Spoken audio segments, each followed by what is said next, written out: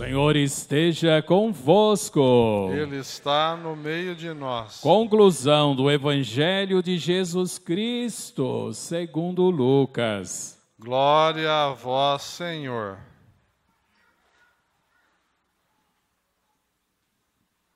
Naquele tempo, disse Jesus a seus discípulos: assim está escrito: o Cristo sofrerá e ressuscitará dos mortos ao terceiro dia. E no seu nome serão anunciados a conversão e o perdão dos pecados a todas as nações, começando por Jerusalém. Vós sereis testemunhas de tudo isso. Eu enviarei sobre vós aquele que meu Pai prometeu. Por isso, permanecei na cidade, até que sejais revestidos da força do alto. Então Jesus levou-os para fora, até perto de Betânia.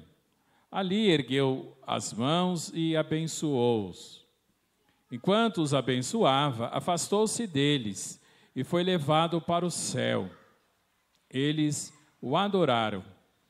Em seguida, voltaram para Jerusalém, com grande alegria.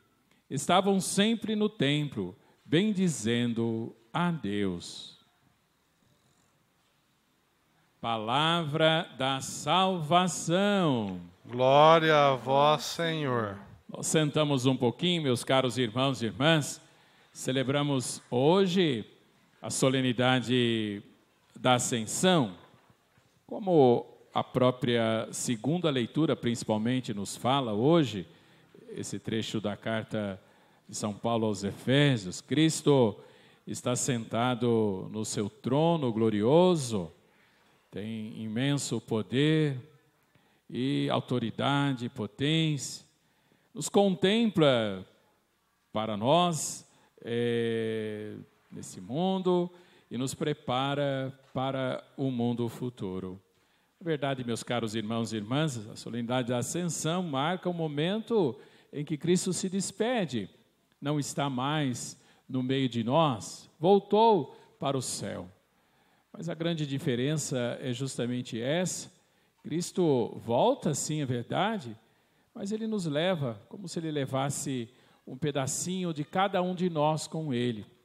Era o próprio Deus que se fez pessoa humana pelo mistério da encarnação do Verbo, habitou no nosso meio. Quando esteve no nosso meio, nos mostrou o caminho para a nossa salvação, através do Evangelho. Nos propôs, na verdade, segui-lo, observando justamente os seus ensinamentos. E nos garante, meus caros irmãos e irmãs, essa mesma salvação, a vida eterna, através da sua ressurreição, o mistério pascal. Somos chamados a participar deste corpo, que é o próprio Cristo, seu corpo místico, através da igreja que formamos. Somos chamados a peregrinar justamente esta vida, buscando nos orientar pelos seus ensinamentos, para estarmos também nós, um dia, diante dessa posse definitiva de Deus. A festa da Ascensão, colocada, a gente já observou aqui na primeira leitura, 40 dias após a ressurreição, a Páscoa. Deu quinta-feira, a tradição, a nossa liturgia, de transferir para o domingo seguinte, para podermos celebrar em comunidade na liturgia dominical. Mas deixa o padre explicar uma coisa. Parece, se a gente observa muito bem a palavra de Deus, tem até uma contradição aí com relação ao tempo, à data. Se nós pegarmos os evangelhos, por exemplo, principalmente o Evangelho de João, ele coloca a paixão, morte e ressurreição de Jesus, a ascensão, a vinda do Espírito Santo, ou seja, o Pentecostes, todos acontecendo no mesmo momento, simultaneamente. Esse Evangelho que nós acabamos de ouvir, Lucas está falando da ascensão também no domingo da Páscoa, ou seja, no dia do terceiro dia da ressurreição, como que acontecendo esse fato, tudo junto. Se nós observamos a primeira leitura fala de 40 dias depois. O que acontece? É tudo junto no dia da Páscoa? É depois? Bom, na verdade, é tudo no dia da Páscoa, simultaneamente, juntos, num único momento. Na verdade, a intenção do autor do livro dos Atos dos Apóstolos é fazer uma catequese, na verdade. Responder a alguns questionamentos e nos exortarmos a descobrir, na verdade, nesses ensinamentos, o próprio sentido de nossas vidas. Quem que escreveu o livro dos Atos dos Apóstolos? Olha aqui, nós começamos aqui a leitura. Primeiro capítulo, primeiros versículos. No meu primeiro livro, ó Teófilo, Teófilo, o amigo de Deus, ou seja, todos nós. Que primeiro livro? Do que ele está falando? Ele já tinha escrito um livro. Na verdade, é o autor do Evangelho de Lucas. É o mesmo. Nós acabamos de ver aqui a conclusão do seu Evangelho. Mesmo Lucas. Falando justamente, fazendo um rápido, digamos assim, em resumo, falando que Cristo sofrerá, ressuscitará dos mortos no terceiro dia. No seu nome serão anunciados a conversão, o perdão, e vós sereis testemunhas. Eu vos enviarei aquilo que o Pai me prometeu, ou seja, o Espírito Santo. E depois disso, Jesus foi levado aos céus. Enquanto se elevava, os abençoava.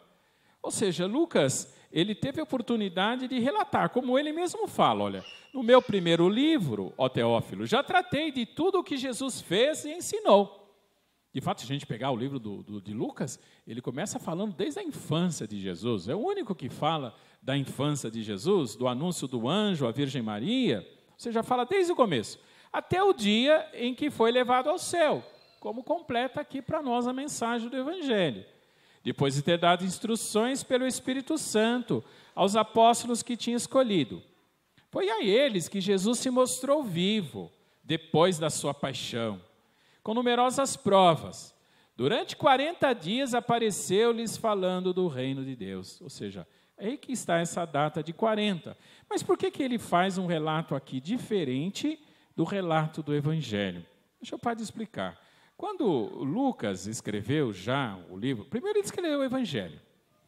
Depois, quando ele escreve o livro dos Atos dos Apóstolos, lá na década de 80 do primeiro século, bom, Jesus morreu e ressuscitou no ano 33. Na década de 80, praticamente 50 anos de diferença e de período. Quando ele escreve, a maioria dos apóstolos, inclusive, já tinham morrido. Pedro, Paulo, Tiago, que foram os de mais destaque no começo da caminhada da igreja, os outros, o único que tinha ficado ainda nessa época era o João, que vai morrer um pouco depois. Ou seja, qual que era a expectativa de vida das pessoas na época de Jesus, primeiro século? Se fala aí em torno de 40 anos, no máximo 43, vai assustar, hein? A maioria daqui tem mais que isso. As guerras, questão de fome, de alimentação, desnutrição, peste, ou seja, as pessoas viviam menos antigamente. A maioria das pessoas da época de Jesus já tinha morrido. Quem estava lá nos anos 80, digamos, talvez aqueles que haviam convivido com aqueles que tinham convivido com Jesus, até esses já estavam morrendo. A preocupação de escrever os textos justamente nasceu daí, eles são bem posteriores, e estava justamente para não se perder a mensagem daqueles que haviam convivido com Jesus. E as pessoas faziam muitos questionamentos, mas o principal questionamento que ele responde justamente nesses primeiros 11 versículos é esse, olha, Jesus disse que viria de novo na sua glória, no reino definitivo, para estabelecer justamente no final dos tempos esse mesmo. Mas quando que ele vai vir? Está demorando, olha, as pessoas já estão morrendo e ele não vem. As comunidades cantavam, Maranatá, vem Senhor Jesus, a frase que nós fazemos na conclusão da narrativa da instituição da Eucaristia durante a missa, vinde Senhor Jesus. Ou seja, eles proclamavam isso já desde aquela época. Lucas busca responder e faz isso, vamos dizer assim, de uma forma didática. Ele separa esses três grandes momentos, a paixão e morte, a paixão, morte e ressurreição, da ascensão e do Pentecostes. Coloca aí a ascensão, o número 40, que tem uma dimensão simbólica forte na Bíblia. Esse número 40 aparece em várias ocasiões. O povo de Israel ficou 40 anos no deserto. Jesus, no início da sua missão, jejuou 40 dias. Jesus, então, preparou os discípulos para a sua despedida durante 40 dias. E a simbologia do número quer dizer o seguinte, é um tempo necessário. Esse tempo, meus caros irmãos e irmãs, é diferente em cada um de nós. Tem a ver com a nossa compreensão, tem a ver com a maneira como que nós fazemos essa maturação. Talvez uns precisam de um dia, outros de uma semana, outros de 15, outros de 40, outros a vida inteira, para buscar uma verdadeira compreensão do que Deus espera de nós. Uma verdadeira compreensão para a nossa missão. Não é por um acaso, depois de dessas informações, primeiro ele responde, Senhor, a pergunta que fizeram, é agora que vai restabelecer o reino de Israel? Ele fala assim, olha, não nos cabe saber o dia, o momento, a hora, a circunstância. O que cabe a nós? A segunda parte e última responde. Diz aí, olha, Jesus tinha subido aos céus, eles ficaram olhando para o céu. O que acontece quando a gente fica olhando para o céu e anda? Provavelmente enfia o pé no buraco e cai, não é assim? A leitura está falando assim, olha, a gente precisa olhar para a terra. Nós precisamos olhar um para os outros. Nós precisamos olhar para a nossa vida. Olhar os nossos desafios. Olhar aquilo que nos questiona. Olhar os conflitos, as diferenças, as divergências e enfrentá-las. Com uma determinação. Durante esses 40 dias, diz o texto que Jesus ficou falando do reino de Deus. É o reino de Deus que nós somos chamados a fazer parte em nossas vidas, fazer esta descoberta, descobrir o sentido do nosso existir, descobrir o sentido da nossa vida. Por isso que alguns, às vezes, precisam da vida inteira para fazer essa descoberta. Às vezes a pessoa caminha, mas parece que não sai do lugar. Às vezes a pessoa não dá passos. Às vezes a pessoa fica apegada a algumas práticas longe dessa dimensão do reino de Deus. Quanto amadurecimento, quanto maturação precisamos na nossa vida, uma postura nova. Interessante que as leituras até parecem um pouco contraditórias, porque essa primeira leitura diz assim, olha, não pode ficar olhando para o céu, tem que olhar para a terra, tem que olhar para os desafios, tem que olhar para a realidade, tem que olhar para as pessoas. Aí a segunda leitura fala assim para nós, tem que olhar para o céu. É Cristo Jesus que está lá na nossa realidade do mundo e da nossa realidade lá no céu. Está se completando. Lutar, batalhar, enfrentar as realidades com determinação, vencer justamente os desafios, mas nunca esquecer de uma dimensão maior, aquela que nos espera no céu.